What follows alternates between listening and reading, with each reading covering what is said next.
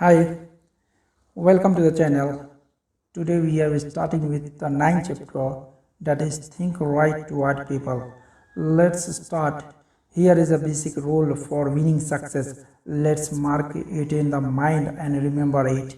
The rule is success depends on the support of other people. The only hurdle between you and what you want to be is the support of others.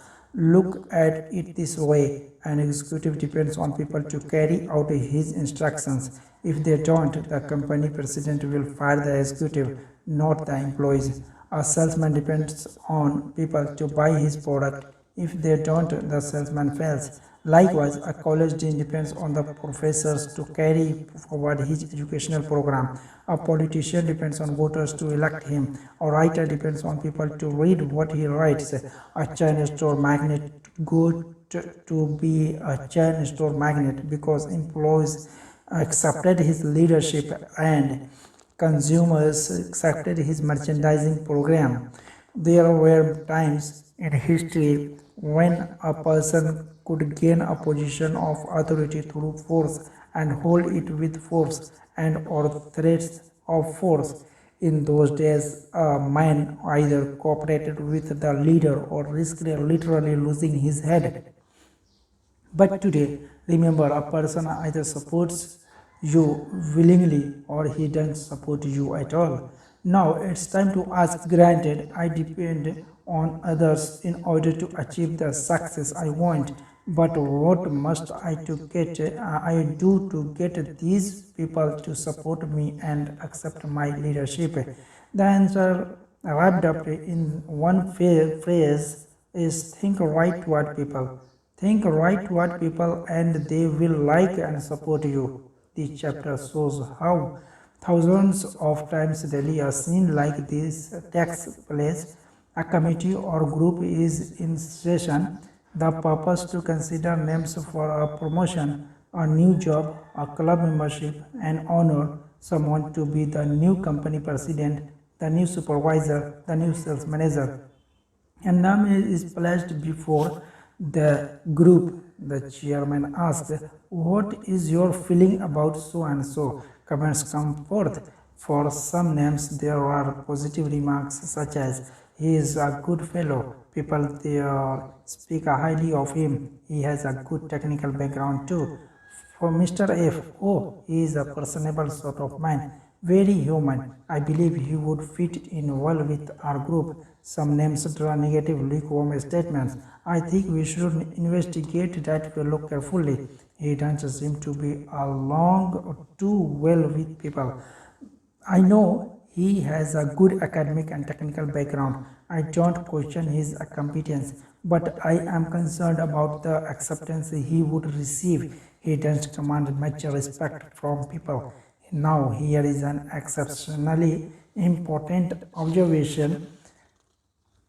In at least 9 cases out of 10, the likability factor is the first thing mentioned, and in an overwhelmingly large number of cases, the likability factor is given far more weight than the technical factor. The above holds true even in selecting scholars for university professorships. In my own academic experience, I have sat in on a considerable number of occasions when names for new faculty personnel were under question. When a name came up, the group would weigh most carefully thoughts such as, will he fit in? Will students like him? Will he cooperate with others on the staff? Unfair, unacademic. No. If the fellow isn't likable, he can't be expected to get through to his students with maximum effectiveness. Mark this point well. A person is not pulled up to a higher level job. Rather, he is lifted up. In this day and age, nobody has time nor patience to pull another up the job ladder, degree by painful degree. The individual is chosen whose record makes him stand higher than the rest. We are lifted to higher levels but those who know us as likable, personable individuals. Every friend you mark lifts you just one notch higher, and being likable makes you lighter to lift. Successful people follow a plan for liking people. Do you? People who reach the top don't discuss much their techniques for thinking right toward people. But you would be surprised how many really big people have a clear, definite, even a written plan for liking people. Consider the case of President Lyndon Johnson. Long before he became president, Johnson, in the process of developing his amazing power of personal persuasion, developed his own 10 points formula for success. His rules, which even a casual observer of the president could see were practiced in everything he did, are quoted directly. Number one, learn to remember names. Inefficiency at this point may indicate that your interest is not sufficiently outgoing. Number two, be comfortable person so there is no strain in being with you. Be an old shoe, old hat kind of individual. Number three, acquire the quality of relaxed easygoing so that things do not ruffle you. Number four, don't be egotistical. Guard against the impression that you know it all. Number five, cultivate the quality of being interesting so people will get something of value from their association with you. Number six, study to get the scratchy elements out of your personality, even those of which you may be unconscious. Number seven, sincerely attempt to heal on an honest Christian basis every misunderstanding you have had or now have. Drain off your grievances. Number eight, practice liking people until you learn to do so genuinely. Number eight, never miss an opportunity to say a word of congratulation upon anyone's achievement or express sympathy in sorrow or disappointment. Number 10, give spiritual strength to people and they will give genuine affection to you. Living these 10 simple but tremendously powerful like people rules made President Johnson easier to vote for, easier to support in Congress. Living these 10 rules made President Johnson easier to lift. Reread these rules again. Notice that there's no get even philosophy here. There's no let the other fellow come to me to patch up differences. There's no I know it all, other people are stupid. Big people, those on top in industry, the arts, the sciences, and politics are human, warm.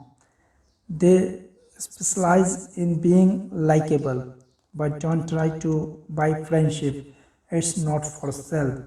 Giving gifts is a wonderful practice if the gift is backed up with genuine sincerity.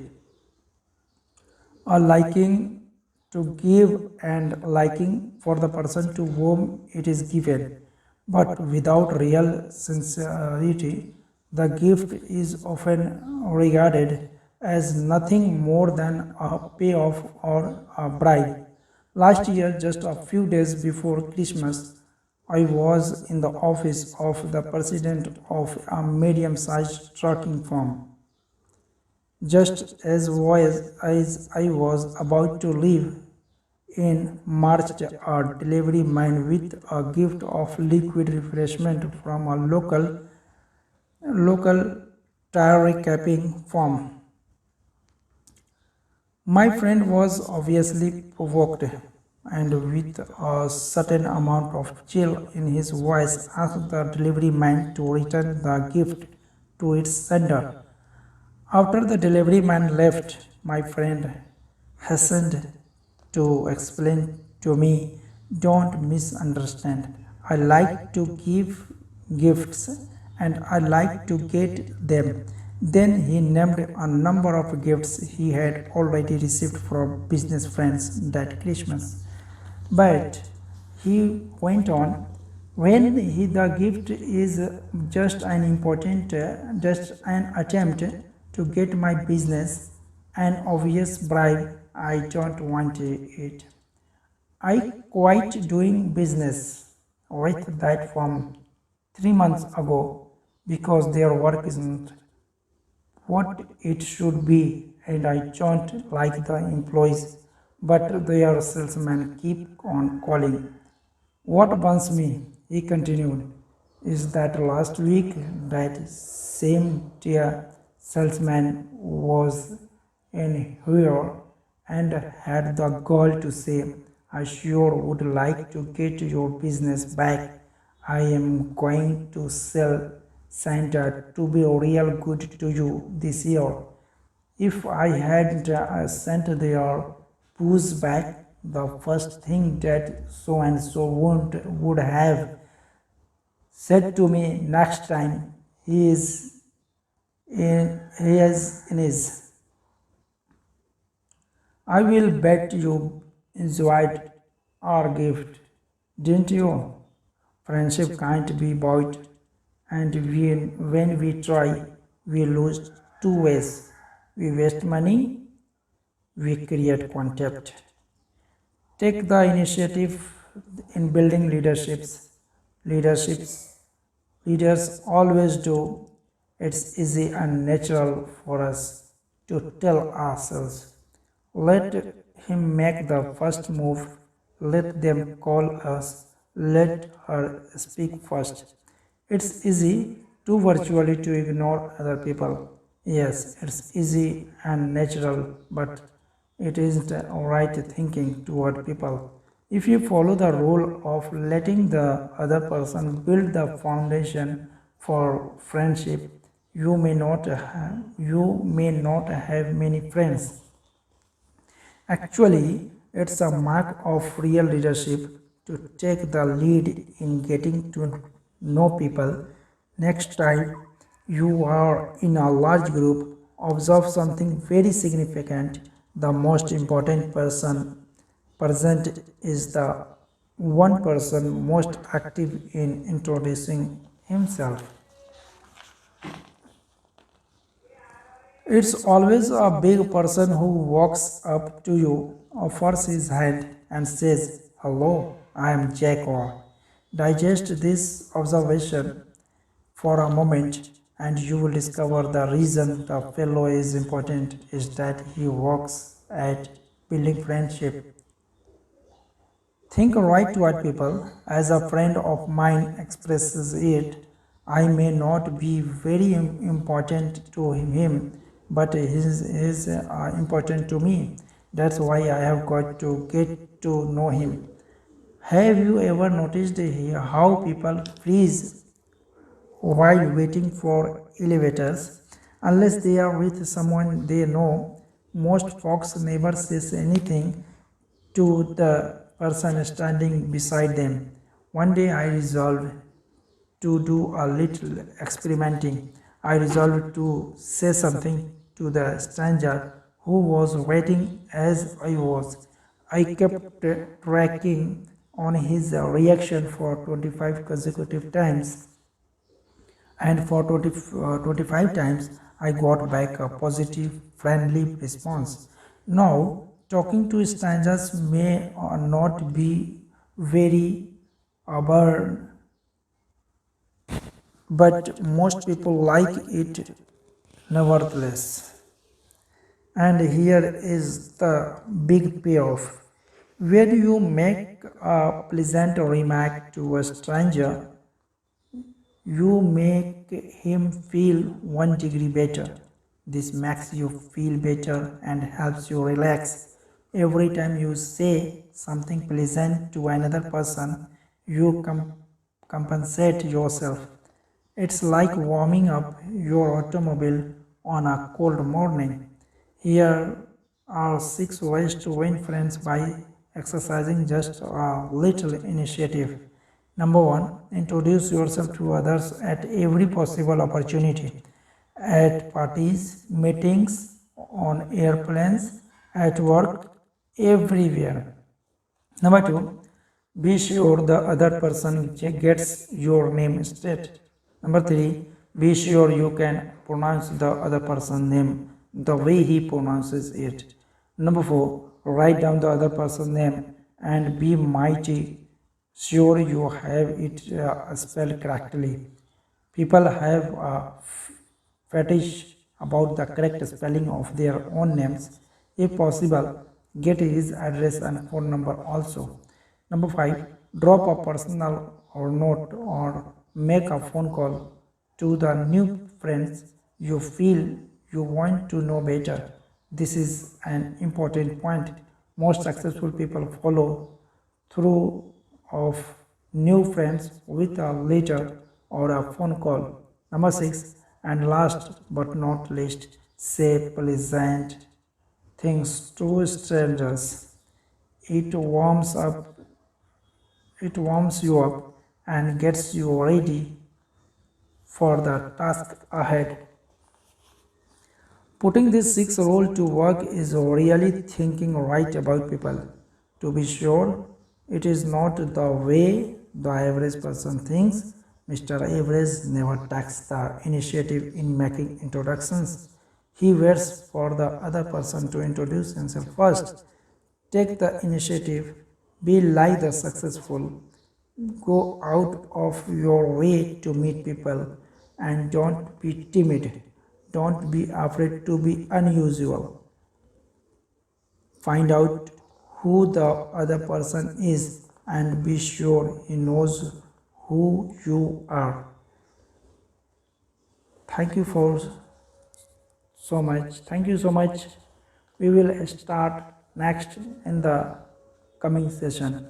If you are new on the channel, subscribe it and press bell icon so that you will get notification about new video upload.